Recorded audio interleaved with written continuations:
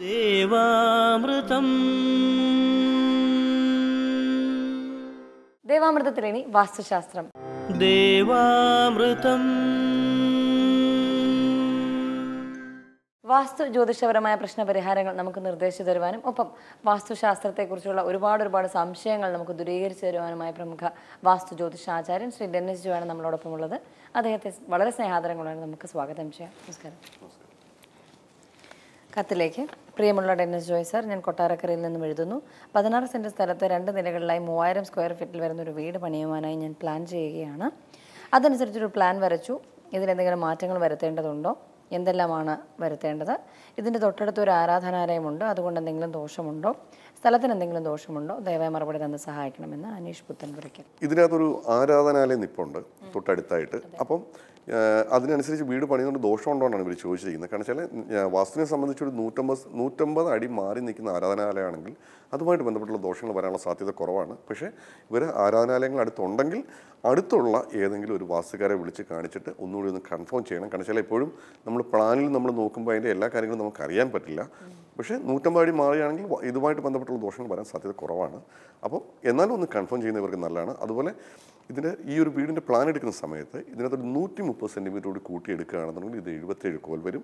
അശ്വതി നക്ഷത്രമാണ്, കൗമാരമാണ്, ഉത്തമമായിട്ടുള്ള കണക്കിലേക്ക് മാറും. ഇപ്പം നിൽക്കുന്ന അളവ് കുറച്ചുകൂടി കൂട്ടിയെടുക്കുകയാണെങ്കിൽ കുറച്ചുകൂടി ബെറ്ററാണ്. അതുപോലെ മെയിൻ ഡോർ ഇപ്പോൾ ഇവർ കൊടുത്തിരിക്കുന്നത് തെക്ക് പടിഞ്ഞാറ് ഭാഗത്തായിട്ടാണ്. കാരണം വെച്ചാൽ ഇത് പടിഞ്ഞാറോട്ട് ദർശനമായിട്ടുള്ളൊരു വീടാണ്. തെക്ക് പടിഞ്ഞാറ് ഭാഗത്തായിട്ട് നമ്മൾ മെയിൻ ഡോർ കൊടുക്കാറില്ല. അപ്പം ഇവർക്ക് ചെയ്യാൻ പറ്റുന്നത് ഇതിൻ്റെ വടക്ക് പടിഞ്ഞാറ് ഭാഗത്തേക്ക് മെയിൻ ഡോർ മാറ്റി സ്ഥാപിക്കുക. അതുപോലെ ഗേറ്റ് വരുമ്പോഴും തെക്ക് പടിഞ്ഞാറ് മൂലയിൽ നിന്ന് വടക്ക് പടിഞ്ഞാറ് മൂല വരെയുള്ള നീളം എടുത്ത ശേഷം അതിനെ നേരെ പകുതിയാക്കിയിട്ട് പകുതിക്ക് വടക്ക് പടിഞ്ഞാറ് ഭാഗത്തേക്ക് ഇവർ ഗേറ്റ് ഇവർക്ക് സ്ഥാപിക്കാൻ പറ്റും. യാതൊരു കാരണവശാലും തെക്ക് പടിഞ്ഞാറ് ഭാഗത്ത് നമ്മൾ ഗേറ്റ് സ്ഥാപിക്കാറില്ല.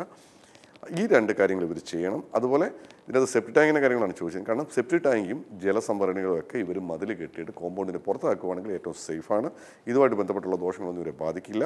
അതുപോലെ ഇതിനകത്ത് ഇപ്പോൾ ഒരു കാർ പോർച്ച് കൊടുത്തിരിക്കുന്നത് തെക്ക് പടിഞ്ഞാറ് മൂലയ്ക്ക് തന്നെയാണ്. കാരണം വെച്ചാൽ നമ്മൾ എപ്പോഴും നമ്മൾ പറയാറുണ്ട് തെക്ക് പടിഞ്ഞാറ് ഭാഗത്തായിട്ട് നമ്മൾ കാർ പോർച്ച് അങ്ങനെ കൊടുക്കാറില്ല. അത് തന്നെയല്ല, ഇവർ എനിക്ക് അയച്ചിരിക്കുന്ന പ്ലാനിൽ സ്പേസ് ലാഭിക്കാൻ വേണ്ടിയാണ് തെക്ക് പടിഞ്ഞാറ് ഭാഗത്തെ ആ ഒരു ഭാഗം ഛേദിച്ചിട്ട് അതിനകത്തായിട്ടാണ് കാർ പോർച്ച് വരുന്നത്. അതായത് വീടിനകത്ത് കാർ കിടക്കത്തക്കൊണ്ടാണ് വരുന്നത്. കാരണം അല്ലാതെ ഷെയ്ഡ് കൊടുത്ത് ചെയ്യുന്നതല്ല.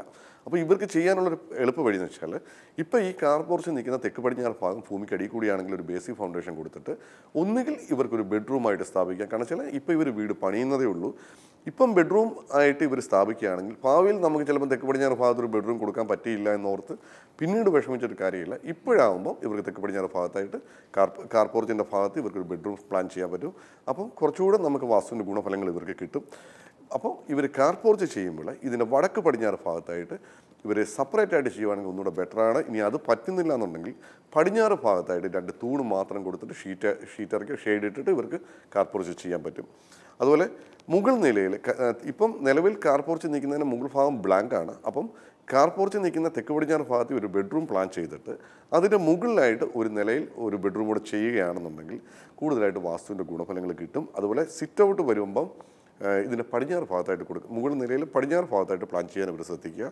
ഇത്രയും കാര്യങ്ങൾ മാത്രമേ ഇതിനകത്ത് വാസ്തുവുമായിട്ട് ബന്ധപ്പെട്ടുള്ള ദോഷങ്ങളായിട്ട് ഞാൻ കാണുന്നുള്ളൂ.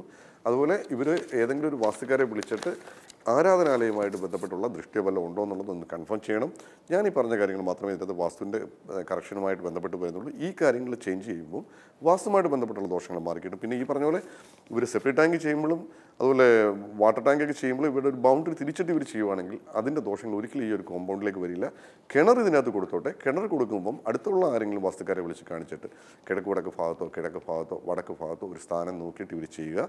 വടക്ക് ഭാഗത്ത് ചെയ്യുമ്പോൾ ഒരിക്കലും വടക്ക് പടിഞ്ഞാറ് ഭാഗത്തേക്ക് നീങ്ങി പോകാതിരിക്കാനായിട്ട് പ്രത്യേകം ശ്രദ്ധിക്കുക. ഏതൊക്കെ ദിശകളിൽ കാർ പാർക്ക് ചെയ്യാം? അത് കാർ പോർച്ച് ഇല്ലെങ്കിലും ഇല്ല, ചില ദിക്കെന്ന് പറയുമ്പോൾ നമ്മൾ എനർജി ഫ്ലോ വരുന്ന ദിക്കുകളാവും. കാരണം ചില കിഴക്കുടക്ക് ഭാഗത്ത് ഇപ്പം വീടൊക്കെ പണിഞ്ഞ ശേഷം പിന്നെ സ്പേസ് ഇല്ലാതെ വരുമ്പോൾ കിഴക്കുടക്ക് ഭാഗത്തെ മതിലിനോട് ചേർത്തിട്ട് വലിയ കാർ പോർച്ച് കൊടുക്കുന്നതായിട്ട് കണ്ടുവരാറുണ്ട്.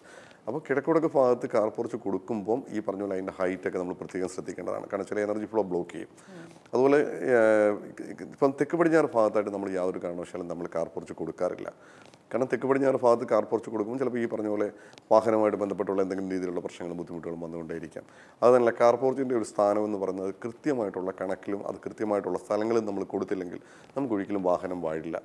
കാരണം എല്ലാ കാര്യങ്ങളും ഞാൻ നേരത്തെ പറഞ്ഞിട്ട് നമുക്കൊരു കണക്കും നമ്മൾ അളവും സ്ഥാനവും നമ്മൾ നോക്കുമ്പോൾ ചിലപ്പോൾ നമ്മളൊരു അന്ധവിശ്വാസമാണ് എന്ന് പറയും. പക്ഷേ ഓരോന്നിനും ഓരോ ദിക്കുകളാണ്. കാരണം ഈ പറഞ്ഞ തെക്ക് പടിഞ്ഞാറ് ഒരു ദിക്കാണ്, തെക്ക് ഭാഗം ഒരു ദിക്കാണ്, തെക്ക് കിഴക്ക് ഭാഗം ഒരു ദിക്കാണ്. അപ്പം കാർ എന്ന് പറയുന്ന സാധനം മെറ്റലാണ്. അപ്പോൾ അതിൻ്റെ മൂലം എന്ന് പറഞ്ഞാൽ മെറ്റലാണ്. അപ്പം മെറ്റലുമായിട്ട് ബന്ധപ്പെട്ട് ദോഷമില്ലാത്ത ദിക്കിൽ നമ്മളത് പ്ലാൻ ചെയ്യുമ്പം അത് കൂടുതൽ ഗുണഫലങ്ങൾ തരും. അതുപോലെ തീയുടെ ഏരിയയിൽ കൊണ്ടുവന്നിട്ട് മെറ്റലുമായിട്ട് ബന്ധപ്പെട്ടുള്ള സാധനം പ്ലാൻ ചെയ്യുമ്പോൾ അത് അത്ര സുഖകരമായിരിക്കണമെന്നില്ല.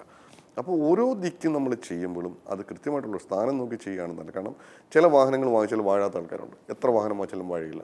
പക്ഷേ അവിടെ പോർച്ചോ ഒരു വാഹനം ഇടുന്ന സ്ഥലമോ നമ്മൾ നോക്കുമ്പോൾ ചിലപ്പോൾ അതുമായിട്ട് ബന്ധപ്പെട്ട എന്തെങ്കിലും ഡിഫക്റ്റുകൾ കാണാം. ചില വാഹനങ്ങൾ വാങ്ങിച്ചിട്ട് ആദ്യത്തെ ദിവസം തന്നെ ഇടിച്ച് തരിപ്പണമാവുന്ന വാഹനങ്ങളുണ്ട്. അത് ചിലപ്പോൾ സമയത്തിൻ്റെ ആയിരിക്കാം. എല്ലാ കാര്യവും കാർ പോർച്ചിൻ്റെ ആവണമെന്നില്ല, ചിലപ്പോൾ അദ്ദേഹത്തിൻ്റെ സമയത്തിൻ്റെ ആവും. പക്ഷേ കാർ പോർച്ച് നമ്മൾ ചെയ്യുന്ന സ്ഥാനത്തിന് ഒരു ഇമ്പോർട്ടൻ്റ് ഉണ്ട്. നല്ല സ്ഥാനത്താണെങ്കിൽ അത് നല്ല ഫലം ചെയ്യും, മോശം സ്ഥാനത്താണെങ്കിൽ മോശം ഫലം ചെയ്യും. വാസ്തുശാസ്ത്രത്തിന് ഇന്നത്തെ അധ്യായം ഇവിടെ പൂർണ്ണമാവുകയാണ്. വാസ്തു ജ്യോതിഷപരമായ പ്രശ്നപരിഹാരങ്ങൾ വാസ്തു ജ്യോതിഷാചാര്യൻ ശ്രീ ഡെന്നിസ് ജോയലിൽ നിന്ന് അറിയുവാൻ ആഗ്രഹിക്കുന്നവർ താഴെ കാണുന്ന നമ്പറിൽ അദ്ദേഹത്തെ കോൺടാക്ട് ചെയ്യുക, പ്രശ്നപരിഹാരങ്ങൾ സ്വായത്തമാക്കുക. അതുപോലെ തന്നെ നിങ്ങളുടെ വാസ്തു ജ്യോതിഷപരമായ പ്രശ്നപരിഹാരങ്ങൾക്ക് ഞങ്ങൾക്കും എഴുതുക. എഴുതിയറിയിക്കേണ്ട വിലാസം: producer Devamritham, Kaumudi TV, Kaumudi buildings, Pettah, Thiruvananthapuram. ദേവാമൃതത്തിന്റെ മനോഹരമായ ഇന്നത്തെ അധ്യായം ഇവിടെ പൂർണ്ണമാവുന്നു.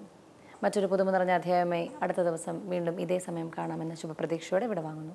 നന്ദി, നമസ്കാരം.